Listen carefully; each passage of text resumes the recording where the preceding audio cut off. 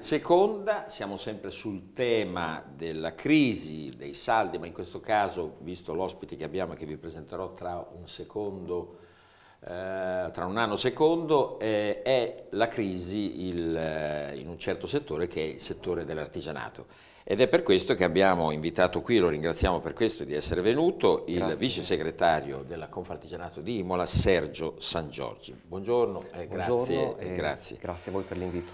Buongiorno e buonasera. Buongiorno poi, e buonasera. Ecco appunto. Con me naturalmente c'è sempre anche Pietro Caruso.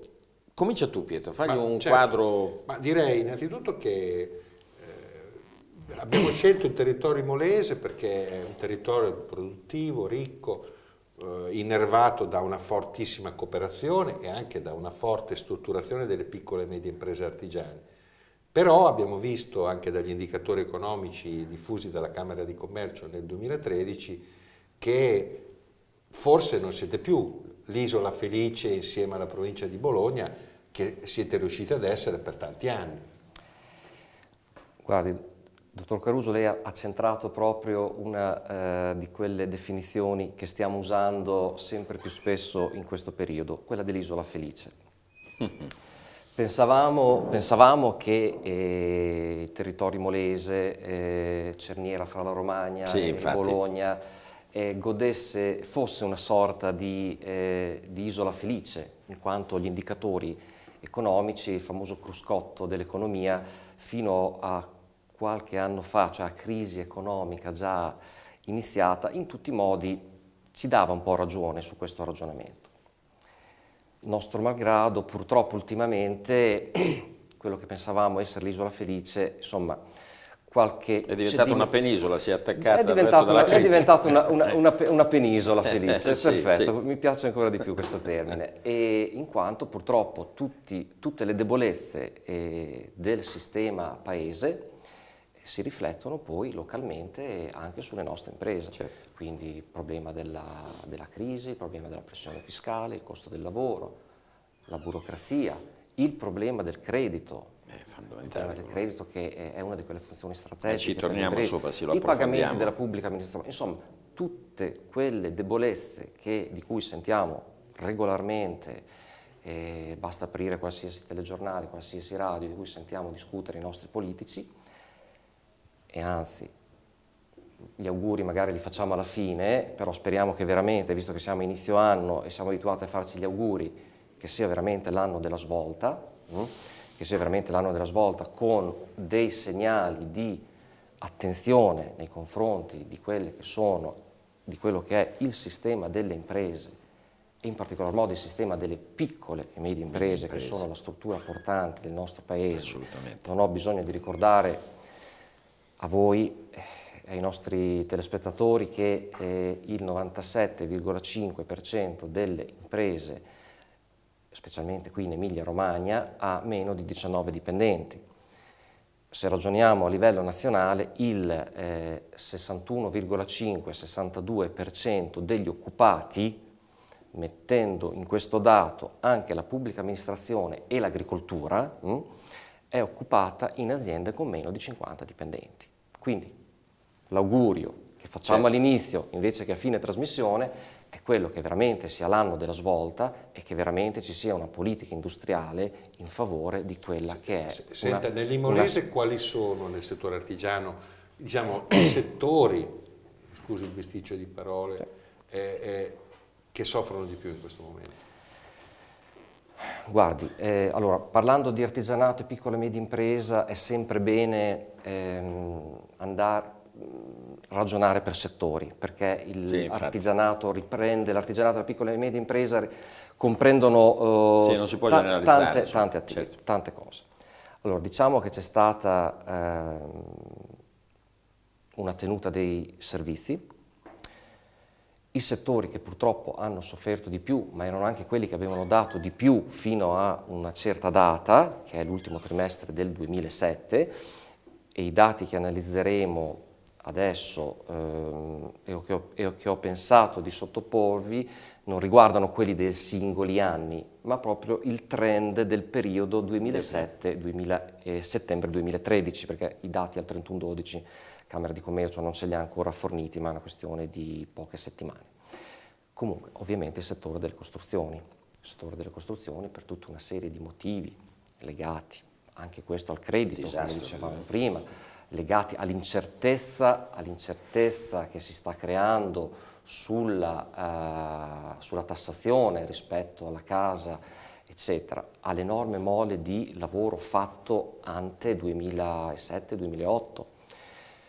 Il sistema delle costruzioni purtroppo sta segnando un po' il passo, perdendo un po' le imprese, perdendo anche un discreto numero di occupati. Poi il metallurgico. E poi il settore della metalmeccanica, tradizionalmente settore forte dell'Emilia Romagna, della provincia di Bologna, dell'economia emolese, ecco, anche qui ha difficoltà.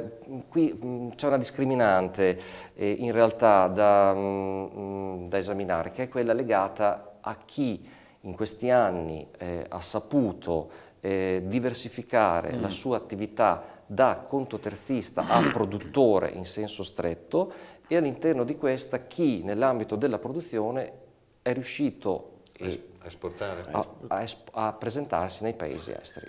Attenzione, dirlo non è come farlo, cioè, qui si aprirebbe tutto... Ce ne passa, insomma. Se ne passa. Qui si aprirebbe tutto un capitolo legato al supporto alla piccola e media impresa, alla politica da fare nei confronti dell'internazionalizzazione, al supporto del sistema bancario legato a questa tematica, quella dell'export. Tra l'altro do un'anticipazione che come Confartigianato, insieme a un importante istituto di credito del territorio, siamo in procinto di organizzare, oltre che degli importanti corsi di educazione bancaria, che magari ne parliamo dopo nel momento in cui se riusciamo a introdurre anche questo argomento, ma anche rispetto alle tematiche dell'esportazione, rivolto soprattutto a quei paesi chiave che sono quelli che ultimamente, parlo di Russia, parlo di Turchia, sono quelli che... Sì, questo è interessante. Vediamo di vedere uno per uno, velocemente, perché del tempo ne abbiamo e quindi lo possiamo fare. Ecco, io andrei subito su un problema grosso, enorme, che è un problema di sempre, ma forse adesso si è aggravato, cioè quello, poi Pietro affronterà un'altra cosa, il credito, la difficoltà del credito. Le banche non hanno cambiato faccia, è sempre quella domanda. Guardi, il credito è una di quelle funzioni strategiche, fondamentali, di base per l'impresa. Oltre a tutta una serie di tematiche quali buone relazioni sindacali, quali il tema fiscale, però il credito è fondamentale. Possiamo avere bilanci, situazioni economiche che possono incrinarsi nel breve termine, ma nel medio-lungo termine noi i conti finanziari li dobbiamo avere a posto, perché si rischia grosso. Il sistema bancario purtroppo... si sente sempre parlare di questo credit crunch, riduzione del credito, purtroppo lo tocchiamo con mano. Mi piace, quando si parla di credito, mi piace sempre citare, fare una similitudine che utilizza il nostro segretario regionale, il dottor Ragonesi, il quale dice: per lo sviluppo della piccola e media impresa e dell'artigianato, il credito è come l'acqua per i pesci, cioè nel senso che è strategico. La piccola e media impresa, l'artigianato, nascono, nel 99% dei casi come ditte individuali, come società di persone, quindi con pochi capitali. Non sono società di capitali dove la parte preponderante è appunto il capitale, il patrimonio. Nascono come società di persone, quindi in base a delle idee, in base a un saper fare, in base a un'idea imprenditoriale, in base alla gestione e alla capacità di gestire un'azienda. Per il suo sviluppo serve il credito. Per ottenere credito servono delle garanzie. Ecco, puoi fare una domanda a proposito, sì.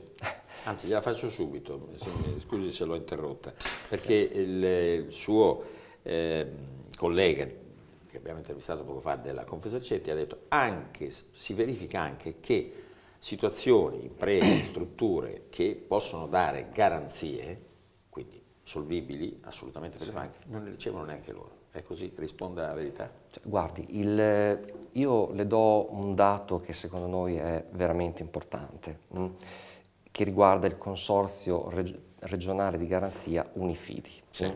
Unifidi è stato creato da Confartigianato insieme all'altra grande organizzazione di rappresentanza CNA e la Regione Emilia-Romagna nel settembre 2008 e nasce dalla fusione di 18 realtà provinciali, da 18 cooperative artigiane di garanzie che a livello provinciale insistevano in Emilia-Romagna. Abbiamo generato quello che era un sogno sostanzialmente, abbiamo concretizzato quello che oggi è il più grande consorzio di garanzia europeo. Per dire, ragionando sul dato provinciale, nel 2013, l'anno che si è appena chiuso, abbiamo rilasciato garanzie in provincia di Bologna per 124 milioni di euro. Quindi abbiamo aiutato circa 1.500 imprese ad accedere al credito. Traslato sul livello regionale diventano 620 milioni di euro su 8.000 imprese. Quindi è un risultato del quale noi... Voi praticamente siete gli intermediari. Noi garantiamo l'istituto, Unifidi cosa fa? Qual è il lavoro di Unifidi? È quello di erogare fideiussioni all'istituto di credito che garantiamo con delle percentuali che vanno dal 25 al 50, al 60 e a volte anche all'80%. Quindi è un bel aiuto. Proviamo a fare un passo indietro, cioè ragioniamo senza il consorzio di garanzia, quale poteva essere la situazione. Quindi questo è un risultato molto importante che strutture come Confartigianato hanno sempre sostenuto. Queste strutture sono nate con le nostre organizzazioni, sono nate come strumento di solidarietà e mutualistico per aiutare l'azienda, l'artigiano, la piccola e media impresa nell'accesso al credito. Oggi è uno strumento molto importante del quale noi siamo orgogliosi e sul quale puntiamo molto. Quante imprese il vostro Confartigianato? Confartigianato associa a livello di territorio molese e di territorio bolognese, perché Confartigianato Assimprese è organizzazione di tutela, di rappresentanza della piccola e media impresa e dell'artigianato del territorio molese e bolognese, 4.500 imprese. Abbiamo circa 16, dico circa perché siamo in procinto di aprirne e di ristrutturarne alcuni, abbiamo 16 uffici in tutto il territorio, il quartiere generale è qui a Imola in Viale Amendola e siamo in procinto di aprire un importante ufficio su Bologna di 600 metri quadrati che va un po' a riunificare alcuni uffici che erano dislocati sul territorio. Le voglio fare una domanda che è sempre collegata a questo momento così strano, difficile per tutta l'economia italiana, europea e in parte non mondiale perché non tutti vanno male, ma insomma sicuramente dei paesi OCSE capitalistici tradizionali. Il rapporto che voi avete col fisco, che è un altro grande capitolo accanto a quello del credito, non solo con Equitalia, su quali valori e soprattutto su quali valutazioni che non siano la banale critica contro Equitalia, eccetera, eccetera. Cioè, in realtà voi che cosa chiedete allo Stato, alla Regione, al sistema degli enti locali sul problema del fisco, che è un po' veramente la questione che viene giudicata fondamentale per gli imprenditori, per la maggior parte degli imprenditori? Io penso che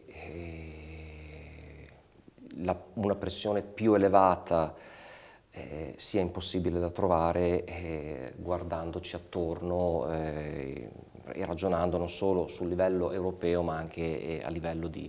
Lei non pensa che sia anche connessa al più alto debito dei paesi dell'Unione Europea, cioè quello italiano? Guardi, che sicuramente c'è una relazione tra le due cose, alto debito, alto interessi, alta necessità dello Stato rispetto alla necessità di acquisire denari per pagare interessi, pagare il debito pubblico. Il livello è insopportabile. Il livello è insopportabile e insieme, poi qui c'è chi si sbizzarrisce, 44, 45, 60, sì, vabbè, il dato i parametri sono i più diversi a seconda di cosa sì. si prende in esame, di cosa entra, cosa non certo. entra. Chiediamoci perché le imprese estere non vengono in Italia. La risposta è lì. Il motivo numero uno è l'alto livello della pressione fiscale. Ci mettiamo la rigidità del lavoro, ci mettiamo la burocrazia, ci mettiamo la pubblica amministrazione. Mettiamoci dentro tutto. Il motivo principale sicuramente è l'alta pressione fiscale. Però non voglio fare, visto che come puoi immaginare, fra me e il collega Famiglia abbiamo un po' uno scambio di ruoli, per cui io faccio il laburista e lui maggiormente il liberista. Però una cosa è certa, che da noi la questione del debito si mangia anche una parte del problema delle entrate, perché noi come facciamo a ridurre in maniera consistente il debito se avessimo una forte riduzione delle entrate dello Stato? Oppure lei dice che ci sono delle soluzioni per le entrate dello Stato che non sono di prelievo delle imprese? Guardi, la soluzione io penso che ce ne siano diverse. Ce ne sono. Dobbiamo partire dalle spese improduttive. E qui veramente si aprirebbe un capitolo che meriterebbe una trasmissione ma questo noi l'affrontiamo ad hoc, e penso che in qualsiasi azienda e in qualsiasi famiglia, nel momento in cui non si riesce più a sopportare le spese, la prima cosa che viene da fare è quella di iniziare a ridurre le spese e in particolar modo quelle improduttive. Dirlo è facile, ci rendiamo conto. E di improduttivo a Roma ce n'è parecchio, o sbaglio? Guardi, ci rendiamo, questi sono discorsi sono purtroppo molto importanti. Qualunquistici, ma è la verità. Magari ricollegandomi a quello che dicevamo prima, che il 2014 sia veramente l'anno della svolta, perché le imprese proprio veramente se lo aspettano. Dicono anche che sia l'ultimo anno possibile per questa svolta. Lei pensa che ci sia? Sentiamo lei. Lei vede, perché insomma, lei ha detto ai lavori, quindi al di là del ruolo del suo al di là della situazione, dirigente anche del sindacale di imprese. Allora, chiaro che dei segnali positivi noi ne dobbiamo dare. Cioè, voglio dire, certo. Ne dobbiamo o perché ci sono? Ma comunque anche istituzionalmente per un problema psicologico. No, allora, diciamo questo, se analizziamo i dati che abbiamo alle spalle, dei segnali, l'unico segnale positivo è il PIL, l'ultimo PIL trimestrale che ci hanno segnalato, che diciamo abbiamo smesso di precipitare. Che è il rapporto terzo-quarto trimestre. Certo, esatto. Abbiamo smesso di precipitare, ci siamo posizionati, ecco, a questo punto iniziamo abbiamo un rubinetto che perde, iniziamo a chiudere il flusso, sgocciola soltanto, ecco, voglio dire, la voglio vedere già in senso positivo. Certo. Ecco, il ragionamento, dobbiamo essere positivi, che avevo fatto all'inizio del nostro discorso. Quindi diciamo, è più che pensiamo positivo. Ecco. Sono anche costretti a pensare positivo. Poi in realtà guardo l'andamento dell'albo delle imprese artigiane dell'anno 2013 e purtroppo il segnale positivo non lo vedo, perché mi aspetto, perché c'è la chiusura delle sapete che al 31/12 è territorio. Allora, se parliamo di comune di Imola, abbiamo un numero di imprese artigiane di circa 1730. 1730 imprese artigiane. Se ragioniamo a livello di comprensorio imolese, quindi dei 10 comuni, sono 3.800. E di queste quante? Di queste nel quinquennio 2008-settembre 2013 ne abbiamo perse a livello di comprensorio circa 240, quindi per un meno 5,76%. A livello di comune di Imola abbiamo perse un centinaio, quindi un meno 5,4%. Che è una media però migliore di quella... Guardi, purtroppo, allora, rispetto alla provincia è un dato leggermente peggiorativo, perché sì. abbiamo chiuso con un meno 4. Ma non a livello regionale. Ma non a livello regionale. È proprio questo. Ma non a livello regionale. Che questo avrebbe delle spiegazioni che però il tempo non ci concede, perché siamo già arrivati alla fine. Faccio un'ultima domanda, segretario. Il export è importante. L'export è una leva molto importante. È quello che funziona un po' dappertutto. È quello che funziona, è uno di quei fattori sui quali veramente è necessario, e qui faccio richiamo a tutte, oltre che all'amministrazione centrale, ma anche alle varie camere di commercio, regione, eccetera, eccetera, è necessario mettere in campo delle politiche anche ad più hoc risorse, forse. e più risorse Certo. per le piccole e medie imprese. Certo. Siamo purtroppo arrivati in fondo, perché il tempo in televisione è sempre un po' tiranno. Tempus fugit. Però le possiamo garantire che ritorniamo sul discorso, lo approfondiremo, parleremo di crisi, quindi richiameremo, no? Siamo già d'accordo in qualche modo di ritornare sul tema.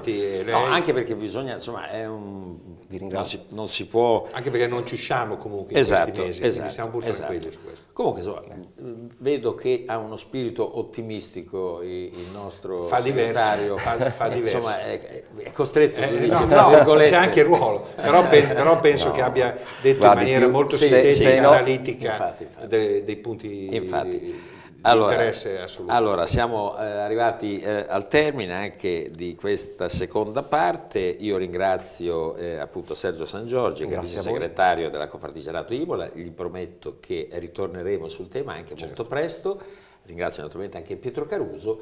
Ringrazio voi per la vostra attenzione, che so che aumenta continuamente. Noi cercheremo di fare del nostro meglio.